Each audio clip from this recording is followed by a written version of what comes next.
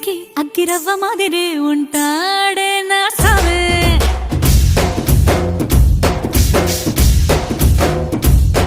మెత్తాని పత్తి పువ్వుల మరే సంటాడే